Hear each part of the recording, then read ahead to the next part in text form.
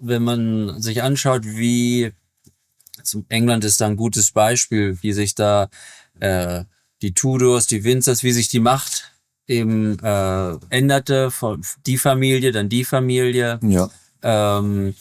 Das sind ja im Grunde immer wieder wie so Feuden oder eben Kampf um die Macht. Wer ist der Monarch? Oder beziehungsweise jetzt eben in Demokratien, wer hat die Macht?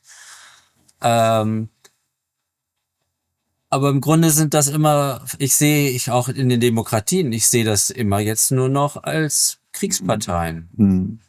Weil also mehrere Sachen, die das eigentlich auch, finde ich, unterstützen, ist das einmal, dass die Aktienkurse hochgehen, wenn Krieg beginnt. Das ist also durch die Bank so. Ja. Es kurbelt die Wirtschaft an. Und die Banken geben dann viel mehr Kredit aus. So hat auch Roosevelt die USA aus der Depression herausgeführt, indem er das Land in den Krieg geführt hat. Dadurch waren die Banken dann gezwungen, Kredite auszugeben für die Kriegsindustrie und dann zirkulierte viel Geld und dann war es in den 50ern, 60ern ging es den Amerikanern gut in der Wirtschaft. Und wenn man sich das immer wieder anschaut, jetzt auch, dass das immer, ob das jetzt USA ist, ob da Frankreich da mitspielt, die Deutschen, England, das sind alles Kriegsparteien, weil auch dann nur wenige im Parlament, egal in welchem Land, dem Widerstand leisten. Ja, wir schicken da Waffen hin. Ja, damit wird der Krieg ja nur verlängert. Das ist doch eine Kriegspartei, die das macht. Der Plejaren sagt dem, wenn du im Krieg Waffen lieferst an eine Partei, die Krieg führt, egal welche es ist, ob es Freund oder Feind ist, oder? Das ist ein Kriegsverbrechen. Ah, so sehen Sie das. Ja. Es ist ein Kriegsverbrechen. Ja. Und wenn du nur ein Messer lieferst, das ist schon eine Waffe, bist du ein Kriegsverbrecher. Ja. Ja, weil du den Krieg befürwortest. Ja, und förderst. Ja. Den Krieg förderst, ja. Ich habe im Sport gelernt, und letztens hat mich jemand gefragt in der Küche. Ja, ich kann dir ja sagen, es war Brigi gsi. Wie ich eigentlich mit dem Schlag komme, einige Sachen gesehen, von Kind auf schon. Da hat mich das Vater gelernt, du musst nur eins machen. Du darfst keinen Gedanken haben. Wenn du das siehst, es ist einfach völlig, es passiert, aber du machst dir keinen Gedanken drum. Und auch nachher machst du dir keinen Gedanken drum. Auch wenn es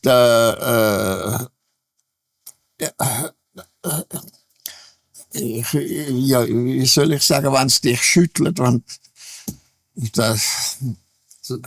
so neutral wie möglich im Grunde. Genau. Ja. Etwas anderes darfst du nicht machen. Ja. Und sonst erträgst du das wirklich nicht. Das ist, da fängst du selber an zu spinnen. Ja. Und das darfst du einfach nicht einen Gedanken wälzen über das. Es ist passiert, fertig, aus, Schluss. Du hast es gesehen, du hast es erlebt, fertig, aus, Schluss. Aber nie einen Gedanken wälzen darum, wie, was, wo und wann. Oder? Und wenn du das nicht machen tust, dann kommt das auf Rache, Vergeltung, Notwehr, Gewalt. Ja, ist das dann sozusagen das, da entsteht ja eine emotionale und auch gefühlsmäßige Spannung. Genau. Und die nicht erträglich ist. Das darfst du nicht machen, das darfst du nicht haben. Gegen das musst du einfach lernen, dass du keinen Gedanken daran verwenden tust. In der Form, dass es bei dir innen anfängt zu schaffen. Du siehst es einfach, du erlebst es einfach, aber es geht nicht innen.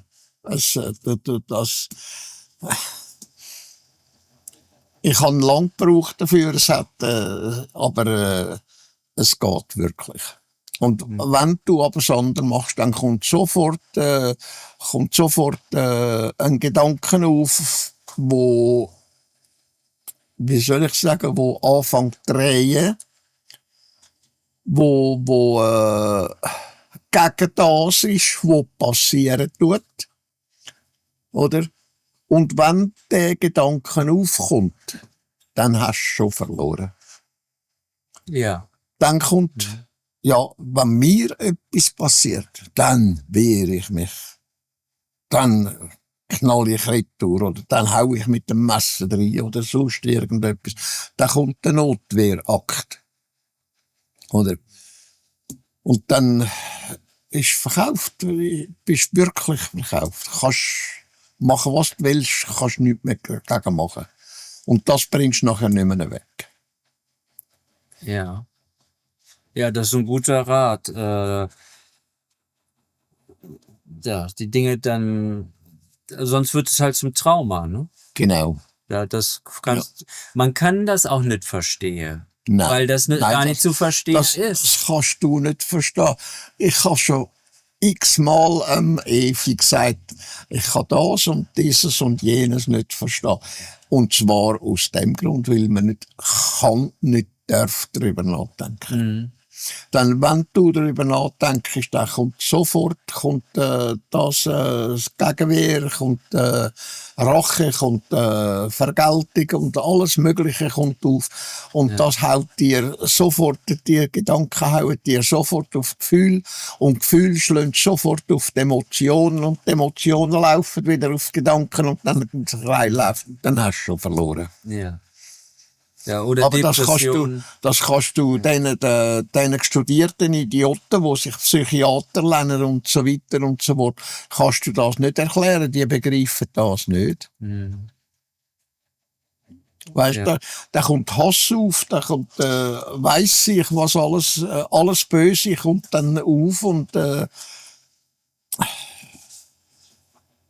ich weiss, es bleibt aber manchmal, nichts anderes übrig, wie es zum Beispiel beim Jakobus war, oder? Wo er da, wo du etwas machen musst,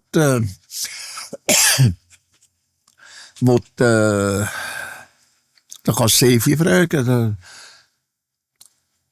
wo du einfach eine Gegenwehr musst,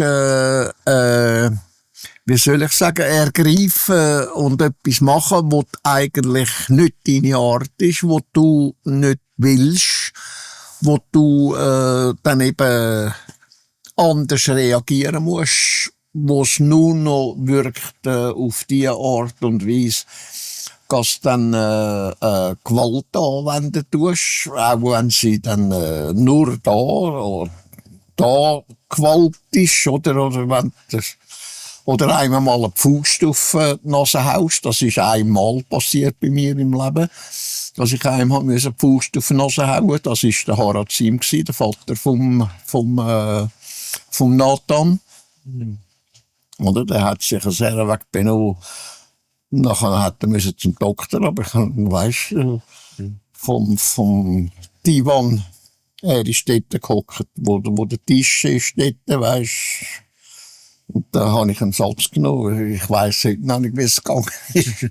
Weisst, ich bin auf dem Divan hingehockt und habe die Faust auf die Nase gehauen. Weisst, ein Satz durch das Dings. Aber weisst, einfach weil es notwendig war, nicht irgendwie Hass oder sonst irgendetwas oder so. Und wo der Jakobus hat wollte da unsere Leute verschiessen, die in der Küche rein waren, wo ich dann halt müssen bodigen, weisst. Und gegen das kann sich kein Mensch wehren. Das nützt nichts, oder? Weißt du, wenn dann ja, wenn die Leute durchdrehen, da musst du physisch werden. Ja, weisst, und der Jakobus natürlich, weisst, ich meine, wie soll ich dir das sagen?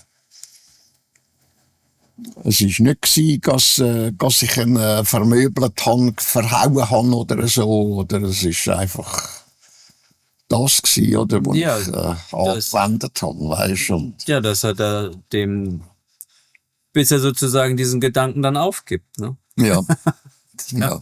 Ja. So, Das ist, ja, wo mit Asket und wie heißt er? Shinji, den ihr mitgenommen habt, Ja. Asket und du. ja, Ja, der fing ja auch an durchzudrehen. Ne? Und er wurde ja gar nicht aggressiv, aber es funktionierte einfach nicht. ja, natürlich, er hat das Und- ja auch nicht gelernt gehabt, oder? Ja, das Ja, da war war niemand da gewesen, der ihm das hat können lernen, oder? Und das, was mir das Vater hat können lernen und die Kräfte da brauchen und so weiter und so fort, das ist halt etwas ganz anderes, als wenn du einfach einen Fuß auf die Nase haust, oder? Wie ich am Harazim gemacht habe. Und beim Jakobus ist halt das Erbe gewesen, da habe ich halt das gebraucht, oder? Und dann hat er 3 Wochen lang ist er davor gelaufen, wie wenn er am Sterben wäre. ja, naja, aber das war halt notwendig. Ja, das ist notwendig gewesen, sonst er hätte tatsächlich alle erschossen. Ja, das ist eben, wenn ein Kind auf die Straße läuft, dann lässt ja auch nicht laufen, sondern reißt es dann am Arm zurück. Natürlich. Ja, Ja. Und dann weint es vielleicht auch und mein Arm und ja, aber sonst wäre es halt tot. Ja. Auf Seite 42, wo wir da jetzt gerade drüber sprechen, da schreibst du, dass es oft gar nicht so viele Leute waren, ne? Also diese 5000 und so weiter, wie im Neuen Testament, dass das alles eben total übertrieben ist. Und da schreibst du dann, also wenn das 250 Leute waren, dann waren das viel für die Zeit, da bei der Bergpredigt. Und da schreibst du dann auch noch, oder beim Schlachtfest der Baalpriester waren es deren 22 Baaldiener und also nicht 450, die letztlich in blanker Notwehr getötet wurden. Es ist zu allen Zeiten ist übertrieben worden, gelogen worden.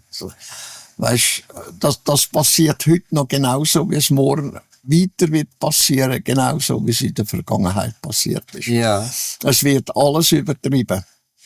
Oder ich habe mich da kommt einer und sagt, ich habe mich halt müssen wehren, oder? Da sind 10 Mann gewesen, bis es vielleicht 2 gewesen. Ja. Oder? Und dann schreibst du aber weiter, weil sie bewaffnet gegen den Propheten vorgingen und ihn ermorden wollten, so er nur schwer verletzt und mit knapper Not mit dem Leben davonkam. Zu sagen ist dazu auch, dass nicht der Prophet selbst die Baalpriester tötete, wie dies in der Bibel behauptet wird, sondern die Tat vollbrachten wütende Anhänger des Propheten, die sein Leben schützen wollten. Das siehst du auch heute, wo das passiert. Ist irgendjemand, man geht auf den los, andere kommen und helfen dem und wenn er auch selber nichts macht oder nicht dazu kommt, um etwas zu machen, die anderen gehen so weit, bis es Tote gibt. Ja. Oder? Ja, die Geschichte ist mir jetzt, also es ist so, dass Emanuel, die Baalpriester wollten ihn umbringen. Ja. Und ja, das ist halt eine Sekte gewesen, genau wie wir heute noch eine einige Sekte haben, wo die bekannteste, wo morden tut, wo man weiss, wo das ist der Dings zu Amerika. ja, CIA. Nein, Oder- Sekte. Die Sekte, religiöse ja. Sekte, wie heisst sie? Scientology. Ja, genau, Ja, Scientology. Ja. Die Frau vom Chef von Scientology ist seit Jahren nicht mehr gesehen worden. Ja. Wenn es zu viel wird, dann wird es einfach umgelegt, verscharrt. Ja. Und Aber mit diesen Baalpriestern, ist das, das ist das eine Art satanistische Sekte oder wie hat man das zu verstehen? Das ist eine fanatische Sekte gewesen. Eine fanatische Sekte auf Judismus. Ah ja. Ja, eine fanatische Sekte auf Judismus ist das gewesen. Ja. Aber das wird natürlich vom ganzen Judentum bestritten, oder weißt, Ja. aber es ist wirklich eine Sekte aus dem Judismus raus gewesen. Genau wie die Dingssekte, die vom Osten hinführen kommt. Nichts als Mord und Totschlag. Mord, wie heisst es schon wieder? Die haben nichts anderes im Kopf als Mord. Es ist eine Sekte, wo... Die Assassins. Hä? Die Assassins. Bitte? Assassins, also die Mörder. Nein, es ist von der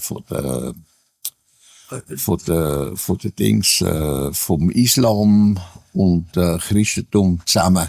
Ah, okay. Ja. Wie das Christentum wird Teil verfechtet und Teil wird Christentum verfechtet. Das Judentum.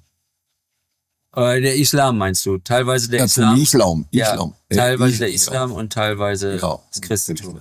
Und der Islam entsteht ja aus dem Christentum raus, weißt du? Ja. Ist, nach dem Immanuel ist es etwa 500, 600 Jahre gegangen und dann ist das gekommen, was der Mohammed gebracht hat und dann ist das übernommen worden aus dem Christentum.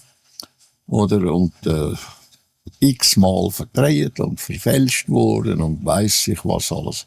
Und das hat dann schlussendlich der Islam gegeben. Ja. Der Islam ist etwa vor 1600 Jahren um das herum entstanden. Weil ich hatte Baal auch im Zusammenhang, dass eben Satan oder eben viele Namen hat, eben Luzifer, und da war eben auch Baal, war auch einer dieser Namen. Ja. Und deswegen die Frage. Ja. Nein, es ist, die Baal-Anhänger sind, ist eine Sekte gewesen, die eigentlich aus dem alten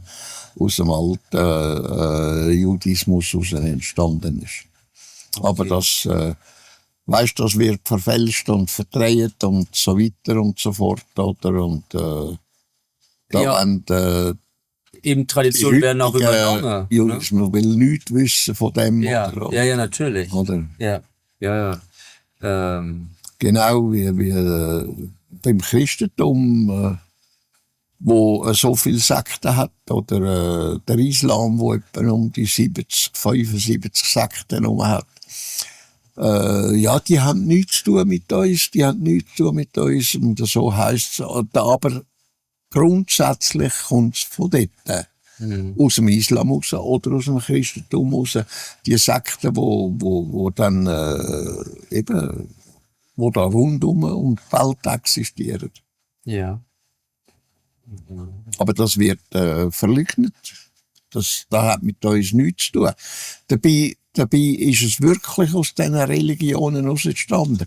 Und wenn eine Sekte aus einer Religion entsteht, dann hat sie etwas zu tun mit dieser Religion. Oder? Ja.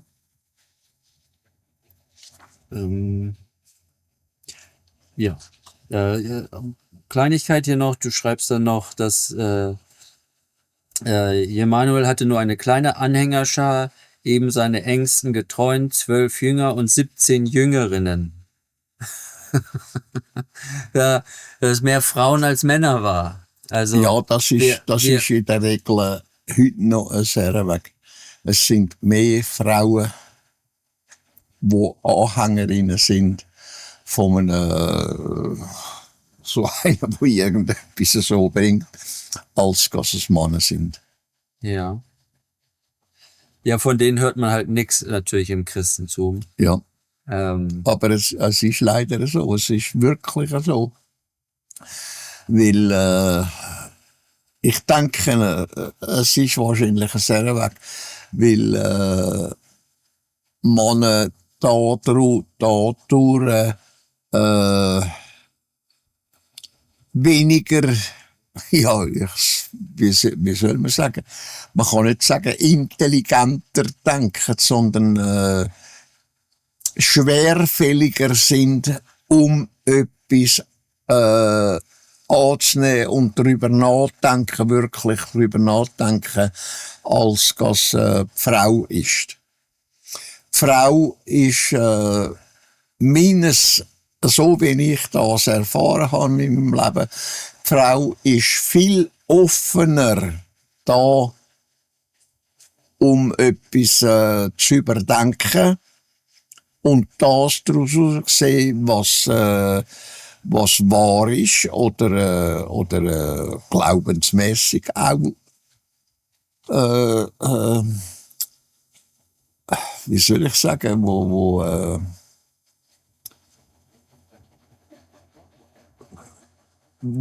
für die Frau leichter ist, wie soll ich sagen, eben darüber nachzudenken und dem praktisch verfallen, wo sie meinen, es sei richtig und so weiter und so fort. Oder? Aber dann andererseits ist die Frau viel, also nicht das Gros von der Frau, sondern einzelne Frauen, also eine Minorität, wo ein bisschen weiterdenken tut und skeptischer ist, als die anderen sind. Und das ist leider eine Minorität. Ja.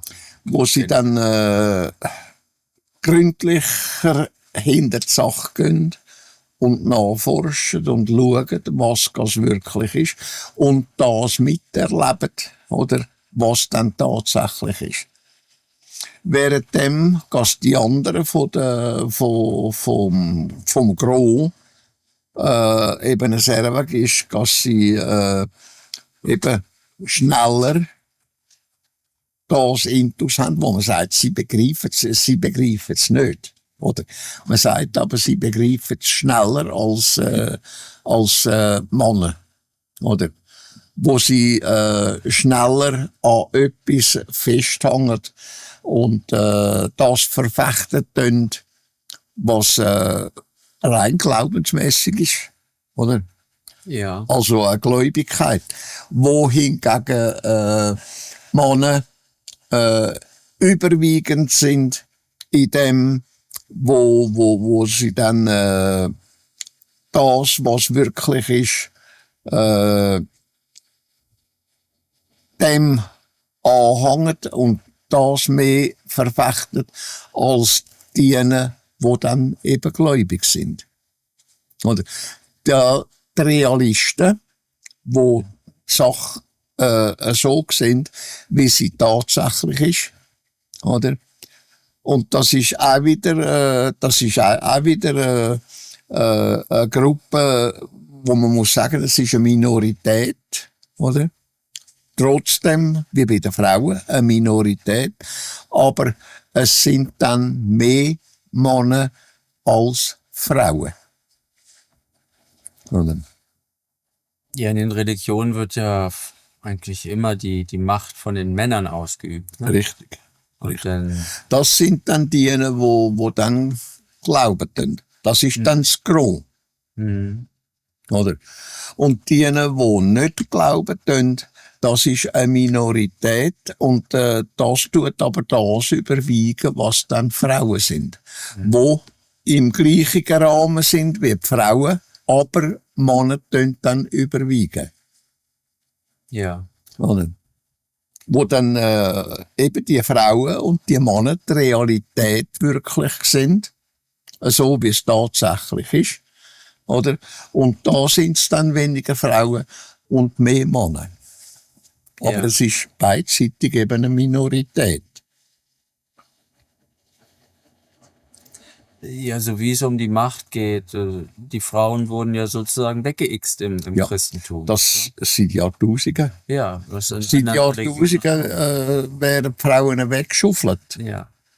Es hat wenige, schon im Altertum, wenige gegeben, die eigentlich als Ruder gekommen sind und wo recht sind am Ruder, Ja. oder? Die Päpstin wurde umgebracht. Ja, Als es das dann Päpstin rauskam. Johanna, oder? Ja, die wurde dann umgebracht. Ja, logisch. Also, Ja. ja. Päpstin Johanna, das ist wenn du denkst, auf dem Papststuhl oben. Ja, ist schon absurd, ne? Ja, Dass sie das überhaupt gemacht hat. Ja. Ne? Ja, ihre Fehler war halt, dass sie, ja, aber was hat man da gemacht, oder? Da hat man kein Verhütungsmittel gehabt, oder? Ja. Das ist mit diesen Verhütungsmitteln lebensgefährlich gewesen, was dort mal alles gegeben hat, oder? Ja. Es ist nicht mehr gleich, ist nicht gleich, wie es heute ist, oder? Wo jede Frau Pillen kann schlucken, oder? Ja. Und dann ist sie halt schwanger geworden, und ja. Das ist, Das war dann ihr Ende. auf der Via Dolorosa ist es, glaube ich. Ja. Wo sie dann, Wurde sehr erschlagen, ne? ja, weil sie dort geboren hat, oder? Ja. Ja, da Oder? war es ja dann nicht mehr zu verbergen. Naja, da ist nicht mehr zu verbergen gewesen, oder? Wobei natürlich diese Religionsstifter waren halt eben auch immer Männer, ne? Wenn da eine hübsche Frau gesessen hätte, dann wären es vielleicht auch ein paar mehr Männer gewesen. Ja, du siehst es auch, heute noch. Männer haben da einfach Macht in Bezug auf die Religionen. Oder? Das ist, willst du nicht mein Bruder sein, dann schlage ich dir den Schädel ein. Ja. Oder willst du nicht meine Schwester sein, dann schlage ich dir den Schädel ein. Ja. Und so ist es noch heute. Und Männer haben das in den Händen und die haben Macht darüber und so weiter und so fort, oder? Da kannst du schauen von Alters her. Es sind immer Männer, die fanatisch sind, dann in Bezug auf das, etwas zu glauben, was nicht wirklich ist. Ja. Oder? Ja, und je mehr die Religion in die Politik spielt, desto fanatischer wird es. Ja, genau. Wo wir vorhin über die Nazis sprachen. Genau. Die schlimmsten waren eben Himmler und so. Ja. Ne? Ja. Die eben wirklich an diesen Ja. nordischen Kult und all das und Ja, genau. dieses arische wirkliche glaubten. Ja. Und eben im Judentum ist es am stärksten. Ne? Ja. Ja.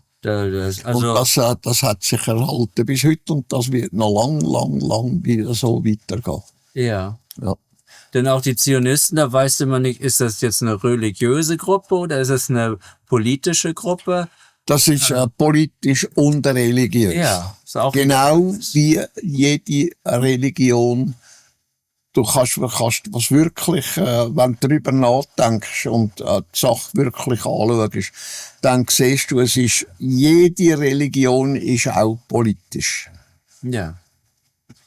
Nur auf eine andere Art als der Politiker selber. Mhm. Oder?